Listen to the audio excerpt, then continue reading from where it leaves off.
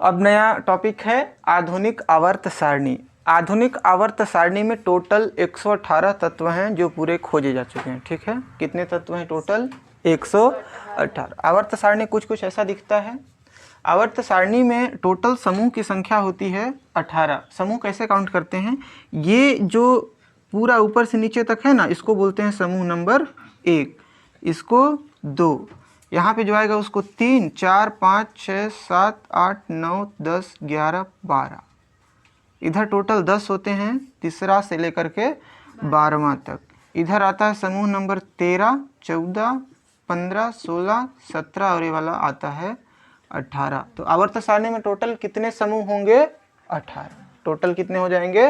18। अब समूह कितने हो गए? समूह हो गए टोटल 18। अब दूसरा चीज आता है कि आवर्त कितने होते हैं। आवर्त होता क्या है? जैसे ऊपर से नीचे गए तो उसको क्या बोलेंगे? समूह। अगर बाएं से दाएं गए तो उसको क्या बोलेंगे? आवर्त। तो अगर इधर से इधर गए तो 1, 2, 3, 4, 5, 6, 7। आवर्त की संख्या टोटल कितनी होती है? 7। यहाँ पे क्या हो जाएगा? Hydrogen, lithium, sodium, potassium, rubidium, caesium, francium. Total कितना हो जाते हैं? 7। तो आधुनिक आवर्त सारणी में समूह की संख्या है 18 और आवर्त की संख्या होती है 7। अब इस पूरे आवर्त सारणी में सब में क्या भरा रहता है? तत्व भरा रहता है या तो परमाणु भरा रहता है। किसी भी परमाणु का आकार कैसा होता है? गोला। किसी भी परमाणु का आकार कैसा होता है? गोला। और गोले के जो सबसे बीच में होता है उसको बोला जाता है नाभिक। नाभिक के बाद जो ये सारी चीजें हैं, ये वाला, ये वाला, ये वाला, इन सब को बोला जाता है कक्ष या कक्षा। क्या बोला जाता है? कक्ष बोला जाता है या तो कक्षा बोला जाता है। हाइड्रोजन का परमाणु क्रमांक कितना होता है? हाइड्रोजन का परमाणु क्रमांक होता है 1। कहने का मतलब यह है कि हाइड्रोजन में कितने इलेक्ट्रॉन होंगे? 1। जितना उसका परमाणु क्रमांक उतना उसका इलेक्ट्रॉन। ऑक्सीजन का परमाणु क्रमांक कितना होता है? 8 होता है। इसका मतलब यह है कि ऑक्सीजन में कितने इलेक्ट्रॉन होंगे? 8 इलेक्ट्रॉन होंगे। जो इलेक्ट्रॉन होते हैं वो इसी कक्ष या कक्षा में घूमते हैं। क्या करते हैं? कक्ष या कक्षा में घूमते हैं। तो कक्ष हैं तो कक्षों के कुछ न कुछ तो नाम होंगे। तो क्या नाम होते हैं? जो सबसे पहला कक्ष होता है उसका नाम होता है के, दूसरा होता है एल, तीसरा होता है एम, चौथा होता है। ये हो जाते हैं कक्षों के नाम। ठीक है, के से स्टार्ट करना, के, एल, एम, एन। अब शुरू वाला जो कक्ष है वो सबसे छोटा दिख रहा है, उसके बाद वाला उससे थोड़ा सा बड़ा है, उससे बाद वाला उससे थोड़ा बड़ा है और सबसे लास्ट वाला सबसे बड़ा है। तो छोटा है उसमें कम इलेक्ट्रॉन आएगा, बड़ा है उसमें उससे ज़्यादा इलेक्ट्रॉन आएगा, जो सबसे बड़ा है उसमें सबसे ज़्यादा इलेक्ट्रॉन आएंगे। तो किस कक्ष में कितना इलेक्ट्रॉन आता है उसको इस सूत्र के द्वारा निकाला जाता है।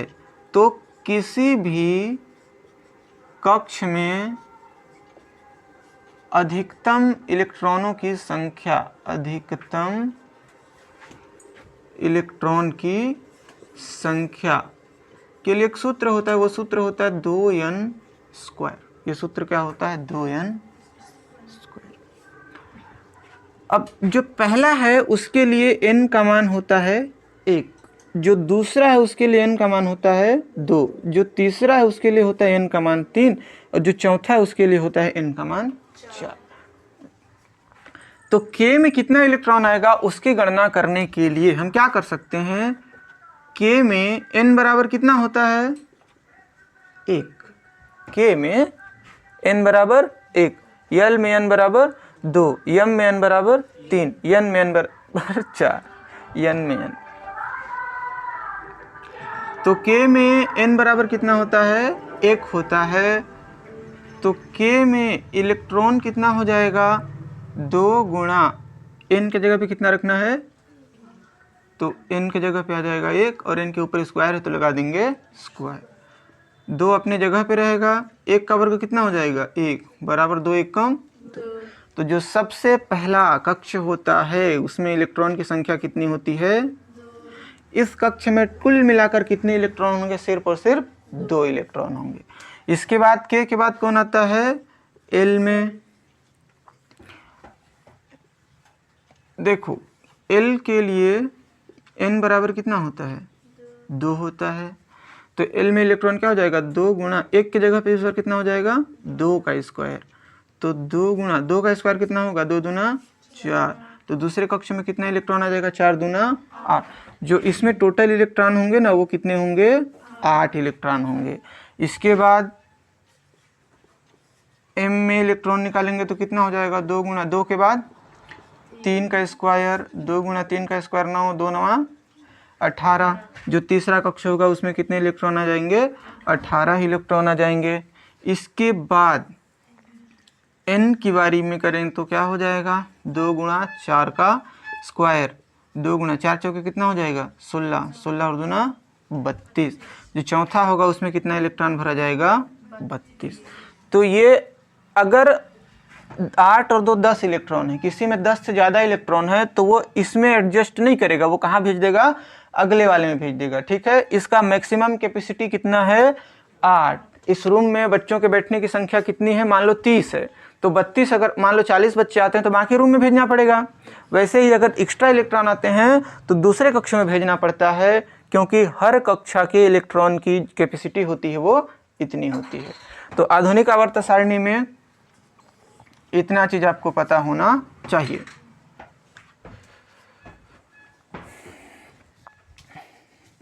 देखो अब हम लोग क्या निकाल चुके हैं कि किस कक्ष में कितना परमाणु मैक्सिमम हो सकता है। अब टोटल तत्व कितने हैं, 118 हैं। 118 तत्व हैं, सब एक जैसे तो होंगे नहीं, तो ये इसमें ब्लॉक होते हैं। इसमें टोटल क्या होंगे, इसमें 4 ब्लॉक होते हैं। जो शुरू के 2 होते हैं ना, ये वाले, ये जो शुरू के 2 होते हैं, समूह 1 और समूह 2, इनको बोला जाता है S ब्लॉक। और समूह 13 से लेकर के इधर वाले पूरों को बोला जाता है P ब्लॉक। इनके नाम हैं। और ये जो बीच में 3 से लेकर के 12 तक होता है उनको बोला जाता है D ब्लॉक। और इसके नीचे 2 ठो लाइन हैं, देखे होंगे, उनको बोला जाता है F ब्लॉक। तो कितने ब्लॉक हो गए टोटल, जो नीचे होते हैं उनको बोला जाता है F ब्लॉक। तो टोटल ब्लॉक कितने हो गए, 4 ब्लॉक हो गए। अब सब गैसें एक बराबर नहीं होती या सब तत्व एक बराबर नहीं होते, तो ये S ब्लॉक होता है और जो P ब्लॉक होता है उनको सामान्य तत्व बोला जाता है। सामान्य तत्व इसीलिए बोला जाता है कि क्योंकि हमारे आसपास सामान्य अवस्था में पाए जाते हैं। जैसे हाइड्रोजन गैस के रूप में पाया ही जाता है, सोडियम नमक में पाया ही जाता है। P ब्लॉक में कार्बन, ऑक्सीजन, नाइट्रोजन, फ्लोरीन सब यहीं पे तो मिलते हैं ना। तो जो ये S ब्लॉक होता है और P ब्लॉक होता है, दोनों को सामान्य तत्व बोला जाता है। जो D ब्लॉक होता है उनको संक्रमण तत्व बोला जाता है, और जो F ब्लॉक होता है उनको अंतर संक्रमण तत्व बोला जाता है। अब आप आवर्त सारणी में वापस आएंगे तो टोटल कितने तत्व होते हैं, 118 तत्व होते हैं। वो कैसे होते हैं कि देखना, इधर टोटल कितना है, इसको जोड़ेंगे तो 118 नहीं होगा। क्यों नहीं होता है, सबसे पहले में कितना है, इसमें आप देखोगे आवर्त सारणी में तो सबसे पहले आवर्त में होगा, उसमें परमाणुओं की संख्या सिर्फ 2 होगी, है एक यहाँ पे और एक यहाँ पे, सिर्फ कितना है 2। तो कितना हो गया, सबसे पहले आवर्त में 2, सबसे पहले आवर्त में कितने तत्व हैं, 2। इसके बाद जो दूसरा आवर्त और तीसरा आवर्त है, कितना आवर्त है, दूसरा और तीसरा, दोनों में कितने कितने 8-8 हैं। यहाँ पे अगर 8 है तो इसी के हिसाब से आवर्त सारणी बना है। तो आप देखोगे तो 1 2 6 2 8, 1 2 और इधर 6 2 8, तो 8 8 8 और 8 कितना हो जाएगा, 16। दूसरा और तीसरा मिला के कितना हो जाएगा, 16। फिर आवर्त 3 में और 4 में आप देखोगे, नहीं 3 4 नहीं, किसमें 4 में और 5 में, यहाँ से यहाँ तक काउंट करोगे पूरा तो 18 मिलेगा। यहाँ से और यहाँ से काउंट करोगे तो पूरा कितना मिलेगा, 18 मिलेगा। तो 3 और 4 में 18 दूना कितना हो जाता है, 36। इसके बाद